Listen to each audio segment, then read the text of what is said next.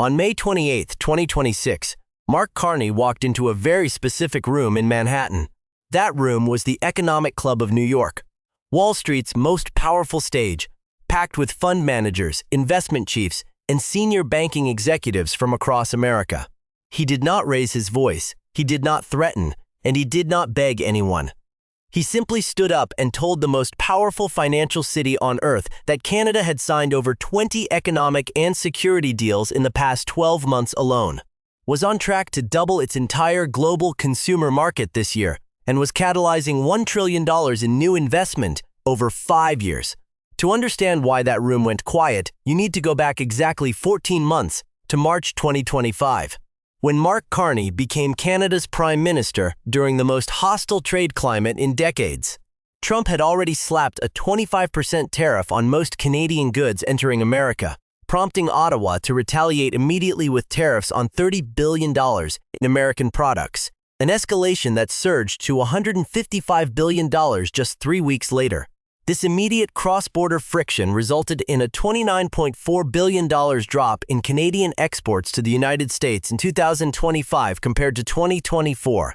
That $29.4 billion deficit required an immediate structural response, forcing the new administration to find alternative global buyers at unprecedented speed. Instead of engaging in protracted negotiations with Washington, the administration launched a full-scale economic rewiring of the nation, executing 17 international trips across 25 countries between March 2025 and May 2026. The first major test of this containment bypassing strategy occurred on September 24, 2025, when Canada signed a comprehensive economic partnership agreement with Indonesia. This agreement represented Canada's first-ever bilateral free trade deal with an ASEAN member state, granting preferential access to a nation of 280 million people with a 2024 GDP of $1.9 trillion. By eliminating tariffs on over 95% of Canadian exports, including critical commodities like wheat, potash, soybeans, and wood products, Ottawa established absolute price competitiveness in Southeast Asia's largest economy. That sequence is not coincidental. On the exact day Indonesian President Prabowo Subianto finalized the agreement in Ottawa, Washington was filing new tariff orders, demonstrating a structural divergence where Ottawa built export doors as the United States erected import walls. This deliberate pivot toward non-U.S. markets generated immediate, measurable shifts throughout the Canadian domestic economy. Hard trade figures from Statistics Canada confirmed that nationwide non-U.S. goods exports rose by 15.8% in 2025 alone, representing a $27.6 billion increase in shipments to alternative international destinations. Regionally, the data reveals an even sharper reorientation as non-U.S. export volumes jumped by 64.67% in Calgary, 64.4% in Ottawa-Gatineau, and 32.82% in Toronto over the same 12-month period. These verified metrics were consolidated in a Canadian Chamber of Commerce report, published on May 27, 2026, exactly 24 hours before the New York address. What that sequencing tells you is that the Prime Minister was not presenting an idealized policy objective to Wall Street. He was reporting on a structural transformation that was already written into the baseline data. The broader strategy relies on a multi-front diplomatic expansion designed to systematically double Canada's trade-accessible consumer base from 1.5 billion onto over 3 billion people. Throughout early 2026, Canadian negotiating teams maintained constant deployment to conclude simultaneous, comprehensive economic partnership agreements with Mercosur, India, Thailand, and the Philippines. This global push allowed Ottawa to surpass its legacy 2018 overseas export target a full year ahead of schedule, hitting $296 billion in non-U.S. exports by the end of 2024 against a projected baseline of $292 billion for 2025. This rapid acceleration proves that while American officials focused on tightening regional trade restrictions, Canadian trade architecture was quietly expanding across the global south to build permanent infrastructure routes that entirely bypass the American market. This systematic diversification advanced directly into East Asia on January 13, 2026. When Carney landed in Beijing, marking the first bilateral visit by a Canadian head of government since 2017. The meeting with President Xi Jinping effectively diffused a 2-year diplomatic freeze that had saddled Canadian agriculture with over $2 billion in retaliatory Chinese penalties, including an 85% tariff on canola seed that had driven a 10% decline in total Canadian exports to China in 2025. The resulting landmark agreement reduced the canola seed tariff from 85% down to approximately 15%. A single policy adjustment worth roughly $4 billion annually to Canadian producers, while immediately restoring market access for 20 registered Canadian beef establishments. In return, Ottawa permitted the entry of 49,000 Chinese electric vehicles under a sharply reduced tariff of 6.1%, down from 100%, ignoring subsequent threats from Washington to impose a blanket 100% penalty on all Canadian goods. What that response reveals is a deliberate choice by Ottawa to prioritize sovereign commercial diversification over continental trade compliance, permanently establishing China as a highly lucrative, accessible second-tier trading partner that pulled $13.4 billion in agricultural value in 2024 alone. 2 months later, on March 2, 2026, the administration executed an identical diplomatic reset in New Delhi, restoring a relationship that had been entirely frozen since a 2023 diplomatic crisis involving the assassination of a Sikh activist. The immediate outcome was a CAD $2.6 billion uranium supply agreement, establishing a long-term energy pipeline into the world's fastest-growing major economy. Prior to the visit, bilateral trade between the two nations sat at a modest $8.5 billion, but the formulation of a binding $50 billion bilateral trade target for 2030 signals a planned 588% increase in commercial velocity over a 6-year horizon. This momentum culminated just 3 days before the New York speech, when India's Commerce Minister led a delegation of over 100 corporate executives representing energy, mining, pharmaceuticals, artificial intelligence, and automotive sectors to Ottawa, securing deep market integration with India's 1.4 billion consumers, alongside pre-existing European Union and CPTPP frameworks. Structurally validates the claim made to Manhattan executives that Canada's trade network now encompasses nearly 40% of the global population. But the strategy goes beyond shifting physical commodities. It aims to redirect the flow of global institutional capital away from an unpredictable American market. This became evident in November 2025, when Ottawa finalized a foreign investment promotion and protection agreement with UAE President Sheikh Mohammed bin Zayed in Abu Dhabi, securing a binding CAD $70 billion direct investment commitment managed by the $300 billion Mubadala Sovereign Wealth Fund. This capital is structurally tied to Western Canadian LNG terminals, critical minerals processing plants, domestic artificial intelligence infrastructure, and advanced nuclear energy technology, including an initial $1 billion critical minerals processing facility finalized in early 2026. Data from TD Economics confirms that, despite a 2-year decline in domestic non-residential business investment caused by continental tariff anxieties, total foreign direct investment into Canada surpassed $100 billion in 2025, reaching its highest mark since 2007.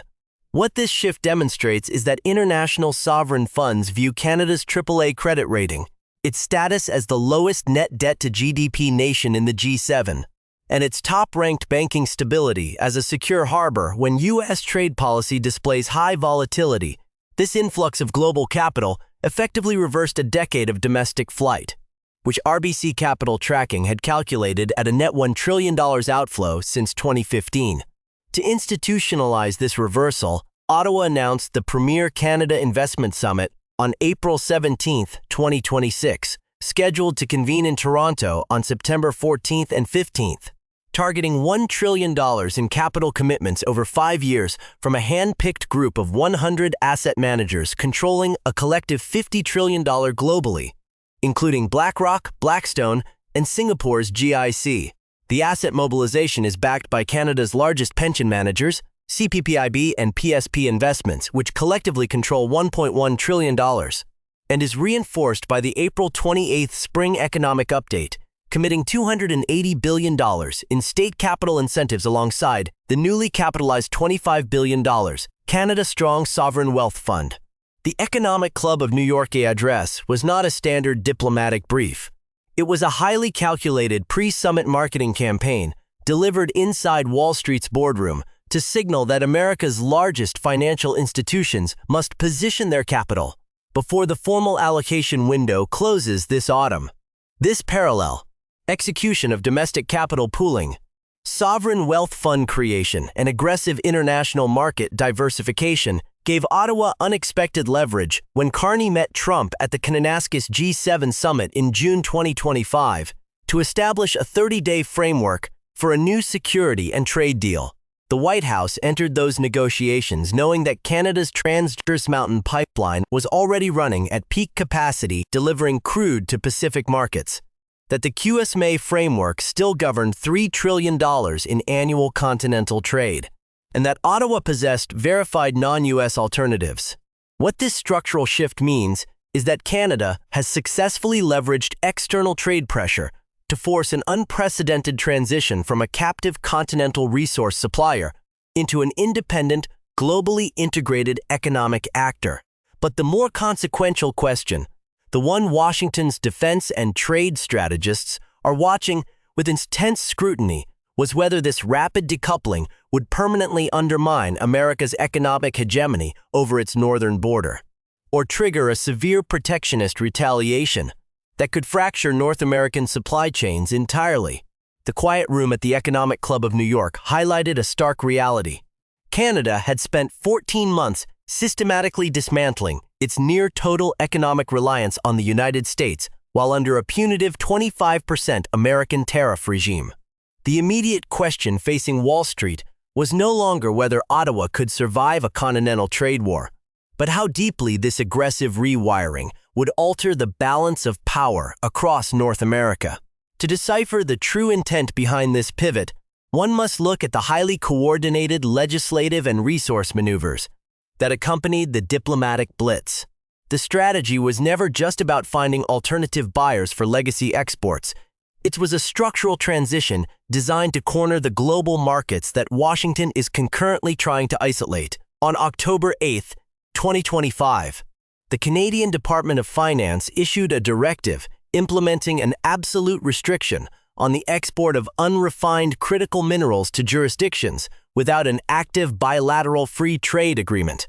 This regulatory adjustment targeted 31 minerals deemed essential for advanced technology, including lithium, cobalt, nickel, and rare earth elements, effectively locking out non-aligned manufacturing hubs. That detail tells you the administration was shifting from a defensive trade posture to an offensive resource allocation strategy. By legally binding raw material access to comprehensive trade treaties, Ottawa transformed its natural resource inventory into a powerful diplomatic lever to force rapid concessions from mid-tier industrial economies. What this move achieved became evident on December 11, 2025, when Canada and Japan finalized a cross-investment infrastructure pact valued at CAD $42 billion, specifically targeting the processing of critical minerals within Canadian borders. Under this framework, Japanese conglomerates received long-term supply guarantees for battery-grade materials, while committing capital to construct 3 major processing facilities in British Columbia and Alberta. This sequence is not coincidental. It directly bypassed the processing monopolies currently held in Asia while avoiding American supply chains entirely. What that framework does structurally is insulate Canada from any future American efforts to monopolize critical technology components under regional security pretexts. The domestic execution was mirrored by an equally aggressive overhaul of internal trade laws, culminating on February 4, 2026, with the passage of the Internal Commerce Modernization Act. This single piece of legislation summarily abolished 82 long-standing provincial exemptions that had historically restricted the free movement of goods, services, and labor between Canada's provinces, a friction estimated to cost the economy up to $90 billion annually. That internal consolidation reveals a deliberate effort to create a frictionless domestic market capable of absorbing external shocks. Before a mid-sized nation can confidently project economic independence on the global stage, it must first eliminate the internal inefficiencies that make its domestic industries vulnerable to foreign coercion, while reinforcing the domestic foundation. The administration simultaneously launched its most complex energy maneuver along the Pacific coast. On March 18, 2026, the expanded Trans Mountain Pipeline completed its consecutive month of operating at its newly expanded capacity of 890,000 barrels per day, with 70% of that volume loaded onto Aframax tankers destined for refining hubs in South Korea, Japan, and India. This sustained maritime outflow marked the first time in Canadian history that Western crude pricing achieved complete structural decoupling from the American Mid-Continent benchmark, Western Texas Intermediate. This physical diversion represents a permanent alteration of North American energy flows. The traditional discount penalized Canadian producers for decades simply because they had only one customer. But the Pacific route establishes a permanent market-driven floor price that Washington can no longer suppress via regulatory delays. This energy independence was further codified during a closed-door address at the International Energy Forum in Riyadh, on April 9, 2026, where Canada's Natural Resources Minister stated, "The geography of our exports is no longer dictated by proximity, but by strategic alignment and market reciprocity." What that statement reveals is an explicit rejection of the historic continental energy integration model that defined the post-NAFTA era.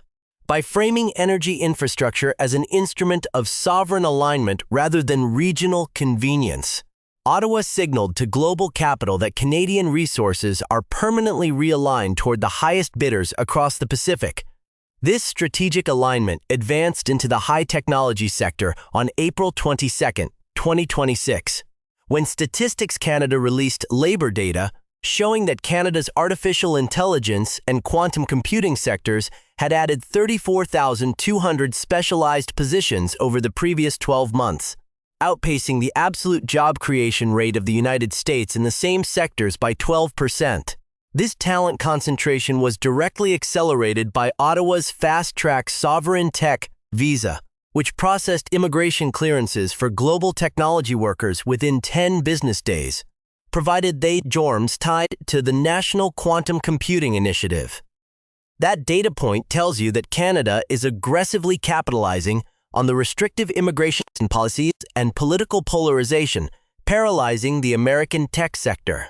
This rapid accumulation of intellectual capital ensures that the country's $140 billion quantum computing opportunity will be commercialized domestically, preventing the historic brain drain that routinely depleted Canadian innovation for the benefit of Silicon Valley. To ensure this sovereign technology ecosystem remained independent of American venture capital, the administration deployed the newly formed Canada Strong Fund on May 12, 2026, allocating CAD $8.5 billion to anchor finance domestic semiconductor and advanced computing ventures. This state-backed intervention required all recipient firms to maintain intellectual property ownership within Canada for a minimum of 15 years, legally blocking corporate acquisitions by foreign entities. This defensive financial architecture prevents the predatory hollowing out of critical technology firms before they reach global scale. What this strategy builds toward is a self-sustaining innovation corridor that can leverage its advanced computing capabilities to negotiate peer-to-peer partnerships with the European Union and sovereign wealth funds in the Middle East. This accumulation of resource leverage, internal cohesion, and technological pacing is what enabled the precise delivery of the Economic Club's speech in Manhattan, when the Prime Minister stood before Wall Street's largest asset managers and declared that Canada no longer needed a single partner. The statement was backed by an inventory of signed treaties, rising non-U.S. export percentages, and billions in non-American capital commitments already sitting in Canadian banks. The immediate strategic consequence is an entirely altered trade dynamic. The United States can no longer expect automated compliance from a neighbor that has successfully constructed an elaborate matrix of global exit options. the ultimate efficacy of this entire economic architecture now narrows down to a single, highly sensitive geopolitical trigger. On June 22, 2026, the formal 30-day negotiation window established at the Kananaskis G7 summit will expire, forcing the White House to either permanently codify an exemption for Canadian goods or enforce an escalated secondary tariff regime designed to penalize Ottawa's newly forged relationships with Beijing and New Delhi. The outcome of that single deadline will determine whether Canada's rapid global diversification remains an elegant exercise in strategic leverage or becomes the opening salvo of a permanent economic schism that divides the North American continent into two competing trading spheres. The fast-moving convergence of these resource mandates, capital relocations, and sovereign technology pivots reveals a landscape far more complex than a standard trade dispute between neighboring states. What began as a defensive reaction to punitive cross-border tariffs has systematically transformed into a calculated, forward-leaning doctrine of complete economic independence. By analyzing how these disparate initiatives interconnect, the broader structural pattern becomes entirely visible, clarifying exactly what this tectonic shift means for the primary actors on the global stage and forecasting the precise strategic maneuvers that must follow. For Canada, the successful diversification of its export base and the institutionalization of internal trade reforms represent a permanent transition from a captive continental supplier to a fully sovereign, globally integrated middle power. By locking up access to 31 critical minerals, building dedicated maritime energy pipelines to the Pacific, and capturing elite technology talent, Ottawa has built a multi-layered defensive shield against external economic coercion. The immediate next move for the administration is the absolute consolidation of these gains at the upcoming Canada Investment Summit in Toronto, where the focus will shift from diplomatic treaty signing to the binding allocation of international institutional capital for the United States. This decoupling represents the most significant challenge to its northern economic hegemony since the inception of continental free trade frameworks. The strategy pursued by Washington has inadvertently driven its closest partner directly into the commercial embrace of its primary geopolitical rivals, fundamentally fracturing the concept of a secure continental supply chain. The White House now faces a critical dilemma. It must either tolerate Ottawa's sovereign trade policy with Beijing and New Delhi to maintain basic defense and manufacturing integration, or risk a severe protectionist retaliation that would permanently deny American industry access to the continent's most critical raw materials and technological innovations.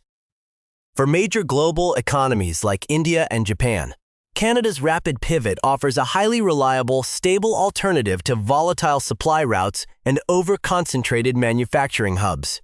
The multi-billion-dollar energy, mining, and technology pacts signed over the past 14 months establish a permanent, non-aligned corridor that guarantees resource security for the next generation of industrial expansion. These nations will likely accelerate their direct capital investments into Canadian infrastructure, using Ottawa's AAA credit rating and unparalleled banking stability as a secure hedge against broader macroeconomic uncertainty across the rest of the Western Hemisphere. This systematic re-engineering of an entire economy demonstrates that the true measure of a nation's sovereignty is not determined by geographic proximity, but by its capacity to construct and leverage alternative global exit options when under maximum pressure. The ultimate significance of this transition does not lie in the specific percentage increases of non-U.S. exports or the absolute dollar value of sovereign wealth fund allocations, but in the permanent dismantling of the historic assumption that Canadian resources would always remain an automated, cut-rate reserve for American industry. By calmly demonstrating that it possesses the discipline, the resources, and the global relationships required to thrive entirely independent of a single dominant market, Ottawa has altered the strategic balance of power across the continent, proving that a country with documented alternatives can never be truly contained. The architectural